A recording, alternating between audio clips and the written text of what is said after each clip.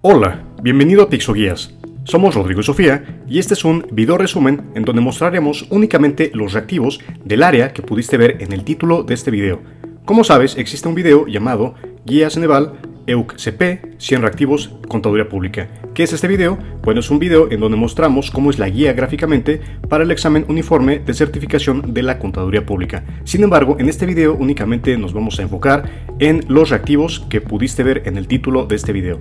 Nos vamos a ir un poco rápido, recuerda, son 7 áreas, no las vamos a analizar detalladamente aquí todas, porque para eso está el video que ya pudiste ver anteriormente. Y si no, te dejamos el enlace a ese video en la descripción. Recuerda, más o menos así se ve el material, más o menos de esta forma son los textos. Los reactivos tienen 4 formatos como los que estás viendo en este momento, y en este video únicamente revisaremos los reactivos del área que ya indicamos en el título. El material es PDF, lo puedes ver en cualquiera de estos dispositivos, excepto en Kindle, se puede imprimir y hay varias versiones como las que puedes ver en este momento. Todas las versiones contienen los temas desarrollados, pero varían en la cantidad de reactivos únicamente. Entonces recuerda, para fines de este video indicamos un determinado año en la portada, porque no podemos hacer todos los años un video de cada guía. Como puedes ver aquí, aunque diga 2025, no te preocupes, para el momento en el que estés viendo esta guía ya va a estar actualizado. Muy bien, sin más, comenzamos. En este caso puedes ponerte en contacto con nosotros a través de nuestras redes sociales, Facebook, Instagram, WhatsApp, Telegram, por Messenger de Facebook, YouTube también, TikTok y aquí también por nuestro correo electrónico, de preferencia por WhatsApp. Ahora revisemos reactivos del área 4, Derecho, con el formato de cuestionamiento directo. Muy bien, tienes que saber que para fines de este video y en nuestros materiales, es decir, en la guía y los reactivos, en la parte superior del reactivo se indica la subárea y el tema al que hace referencia el contenido del reactivo en cuestión. Por ejemplo, este reactivo que estamos viendo es parte de la subárea de aplicación de disposiciones de derecho constitucional y mercantil con el tema comprensión de la taxonomía constitucional. Y desde luego se aplica posterior a la presentación del reactivo, la respuesta correcta y la justificación. Entonces iniciamos. En una revisión fiscal, el SAT determina que una empresa en la Ciudad de México ha aplicado incorrectamente el principio de proporcionalidad tributaria, lo que resultó en una declaración de impuestos con un cálculo inexacto de sus obligaciones fiscales. Según el marco constitucional mexicano, ¿qué acción debe tomar la empresa para garantizar su defensa legal? A. Interponer un recurso administrativo ante el Tribunal Federal de Justicia Administrativa. B. Presentar una demanda civil contra el SAT por daños y perjuicios. C. Interponer un juicio de amparo por violación a los derechos constitucionales. O D. Solicitar un acuerdo de pago en parcialidades con el SAT para regularizar su situación. Respuesta C. Interponer un juicio de amparo por violación a los derechos constitucionales. En este caso, el principio de proporcionalidad tributaria está garantizado en el artículo 31, fracción cuarta de la Constitución Política de los Estados Unidos Mexicanos. Si la empresa considera que la resolución del SAT viola este principio, puede interponer un juicio de amparo, que es el medio legal establecido para proteger derechos fundamentales frente a actos de autoridad que se consideran inconstitucionales. Esta vía es específica para salvaguardar garantías individuales o derechos humanos en materia fiscal. Una empresa con sede en Monterrey registra una patente sobre un sistema de purificación de agua que se exportará a Estados Unidos. Posteriormente, la empresa descubre que otra compañía en el mismo sector está utilizando un diseño similar sin autorización. ¿Qué recurso legal debe emplear la empresa para proteger su derecho exclusivo sobre la patente y evitar daños económicos? A. Presentar una denuncia ante el Instituto Mexicano de la Propiedad Industrial INPI por infracción administrativa. B. Demandar a la compañía infractora en un tribunal civil local por daños y perjuicios. C. Solicitar la revocación de la patente de la compañía infractora ante el INPI. D. Interponer un amparo indirecto para anular los efectos del uso indebido de la patente. Y pues la respuesta es la presentar una denuncia ante el INPI. Y es que en la Ley Federal de la Protección a la Propiedad Industrial se establece que el titular de una patente tiene derecho a presentar una denuncia administrativa ante el INPI cuando detecta una infracción a sus derechos exclusivos. Este procedimiento permite al titular solicitar la imposición de sanciones y medidas cautelares como la suspensión del uso indebido de la patente, además de proteger el valor de su invención en el mercado. Una empresa en Querétaro implementó un esquema de trabajo híbrido que permite a los empleados realizar sus actividades desde casa 3 días a la semana. Sin embargo, uno de los empleados sufre un accidente en su domicilio durante la jornada laboral. De acuerdo con la Ley Federal del Trabajo, ¿qué obligación tiene la empresa respecto al accidente ocurrido bajo esta modalidad? A. Negar la responsabilidad del accidente al no ser un espacio controlado por la empresa. B.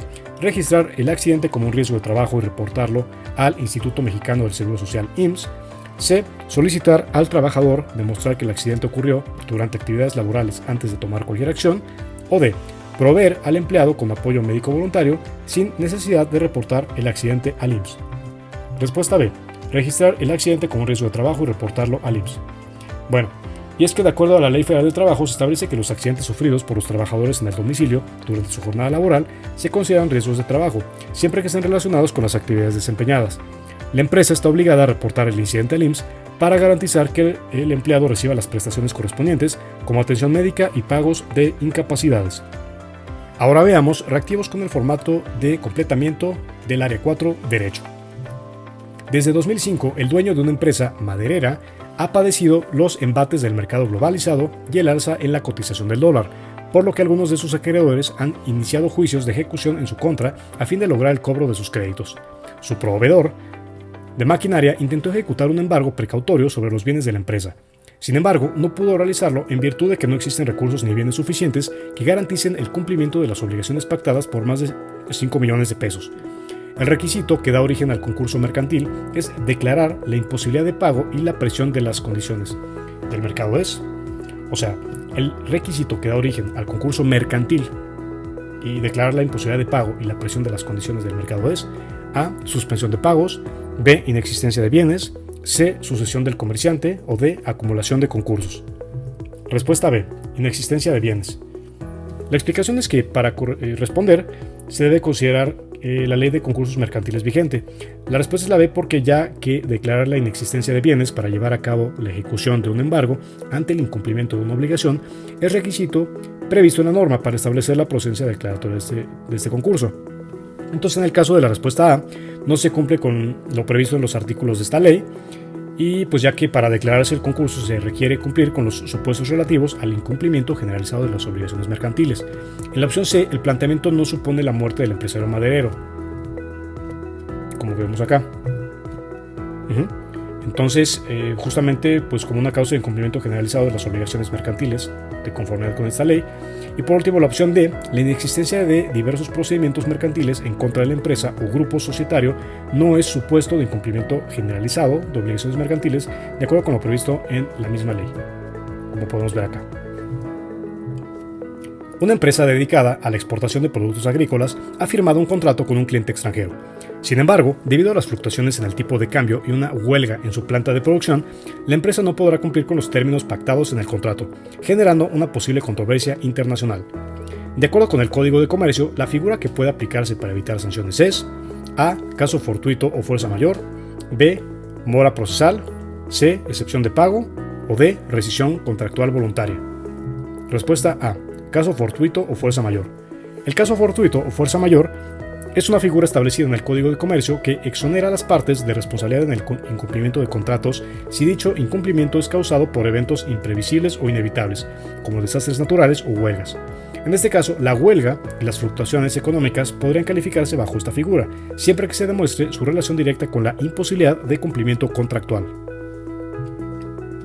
Una empresa tecnológica en Guadalajara desarrolló un nuevo algoritmo para la optimización en redes inalámbricas. Decidió protegerlo como un secreto industrial en lugar de registrarlo como patente. Sin embargo, uno de sus empleados filtró parte del algoritmo a un competidor. Según la Ley Federal de Protección a la Propiedad Industrial, para que el secreto industrial conserve su estatus es necesario demostrar que A. La empresa inició acciones legales inmediatas contra el competidor. B. La empresa implementó medidas razonables para mantener la confidencialidad. C. El competidor utilizó el algoritmo sin modificación alguna. O D. El empleado fue sancionado por incumplir su contrato. Respuesta B. De acuerdo con la Ley Federal de Protección a la Propiedad Industrial, un secreto industrial conserva su estatus si el titular demuestra que implementó medidas razonables de protección para mantener su confidencialidad. Esto incluye contratos de confidencialidad, controles de acceso y limitación en la divulgación de la información. Sin estas medidas, el estatus de secreto industrial puede perderse incluso si se inicia un litigio.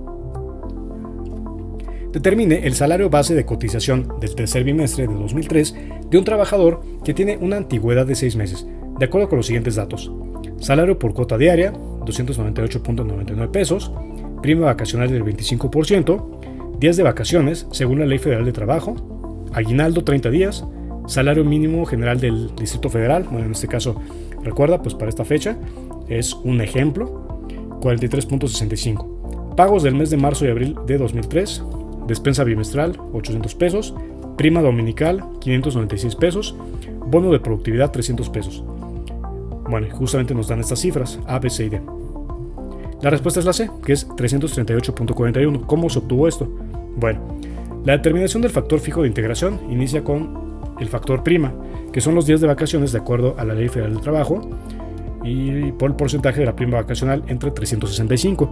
Tenemos 6 días por 25% entre 365 y nos da 0.0041096, más el factor aguinaldo, que son los días de aguinaldo entre 365, que nos da 30 entre 365, que es 0.082192, más unidad, es igual al factor fijo de integración, que es 1.08630. La determinación del salario base de cotización fijo es la cuota diaria por factor fijo, en este caso no es fijo, es fijo, que es 298 por 1.08630, que es igual al salario base de cotización fijo, 323.72. La determinación del promedio de variables, prima dominical más el bono de productividad igual al total de variables, 596 más 300 igual a 896. Total de variables entre días devengados igual al promedio de variables. 896 entre 61 es el promedio de variables, que es 14.69. La determinación del salario base de cotizaciones, salario base de cotización fijo más promedio de variables, 323.72 más 14.69. Y el salario, eso nos da el salario base de cotización, que es 338.41. Por lo tanto, la respuesta correcta es la C, 338.41. Revisemos reactivos del área 4 derecho con el formato de elección de elementos. Son objeto de sanción pecuniaria para el patrón las circunstancias siguientes. Vemos que la respuesta es la C y dice que es 2, 4 y 5. 2. Exceso en la duración de la jornada de trabajo. 4. Evitar los días de descanso semanal. Y 5. Omitir la participación a los trabajadores en las utilidades de las empresas. En este caso vemos que 1. Evitar la negociación de la base salarial. Y 3. Impedir que el trabajador estudie en cualquier nivel educativo no son parte de la respuesta correcta. Esto fundamentado en el artículo 994, fracciones 1 y 2 de la Ley Federal del Trabajo. De acuerdo con la Ley Federal del Trabajo, son consideradas obligaciones patronales en materia de seguridad social las siguientes. Veamos que la respuesta es la C y es 1, 3 y 4. 1. Inscribir a los trabajadores en el IMSS desde el primer día de labores. 3. Calcular y pagar las cuotas obrero-patronales al Infonavit. Y 4. Informar trimestralmente sobre los accidentes laborales al IMSS. Respuesta C. Conforme a la Ley de Inversión Extranjera, son actividades económicas reservadas exclusivamente al Estado. Respuesta A, que es 1, 3 y 5, y es 1. Generación de energía nuclear. 3. Explotación y extracción de hidrocarburos. Y 5. Impresión de billetes y acuñación de moneda. Respuesta A. De acuerdo con la Ley Federal de Protección a la Propiedad Industrial, son considerados requisitos esenciales para la obtención de una patente en México. Respuesta A. 1. La invención debe ser novedosa. 2. La invención debe ser susceptible de aplicación industrial. Y 4. La invención debe contar con aval técnico de una institución certificada. Respuesta A. Y finalmente, revisemos reactivos con el formato de relación de elementos. Relacione el tipo de terminación laboral del trabajador con el caso. Tenemos aquí en esta columna el tipo de terminación laboral del trabajador y el caso. Veamos que la respuesta es la B y nos dice que, por ejemplo, la suspensión, se va a relacionar con A y C. A, la incapacidad temporal ocasionada por un accidente o enfermedad no constituye un riesgo de trabajo. Y C, la conclusión de la temporada en el caso de trabajadores contratados bajo esta modalidad. Y 2, rescisión vemos que es la B, con B y D. Rescisión con que incurre durante sus labores en faltas de probidad o honradez o en actos de violencia. Y también con la D, que es que se niega a adoptar las medidas preventivas y seguir los procedimientos indicados para evitar accidentes o enfermedades. Respuesta D. Relacione los tipos de derechos de propiedad industrial con sus características específicas. Respuesta A. Y vemos que patentes, el tipo de derecho de patentes con la característica siguiente, que es derechos exclusivos sobre invenciones novedosas con aplicación industrial. 2. Modelos de utilidad con C. Protección de mejoras técnicas en productos o herramientas existentes. 3. Diseños industriales con derecho exclusivo sobre creaciones ornamentales o estéticas de productos. 4. Secretos industriales con D. Derecho... justamente es D. Con el derecho exclusivo sobre información confidencial que otorga una ventaja competitiva. Secretos industriales. Por lo tanto, respuesta A. Relacione las obligaciones patronales en materia laboral con las acciones específicas que deben realizar los empleadores según la Ley Federal de Trabajo. Entonces, vemos que la respuesta es la A. Y la obligación patronal de la Seguridad Social es la inscripción de los trabajadores al Instituto Mexicano del Seguro Social, IMSS, higiene y seguridad en el trabajo con implementación de medidas para evitar accidentes y enfermedades laborales. 3. Pago de prestaciones laborales con entrega de aguinaldo antes del 20 de diciembre de cada año. 4. Capacitación y adiestramiento con D. Programas diseñados para actualizar las habilidades de los trabajadores. Respuesta A. En este caso puedes ponerte en contacto con nosotros a través de nuestras redes sociales, Facebook, Instagram, WhatsApp, Telegram, por Messenger de Facebook, YouTube también, TikTok y aquí también por nuestro correo electrónico, de preferencia por WhatsApp.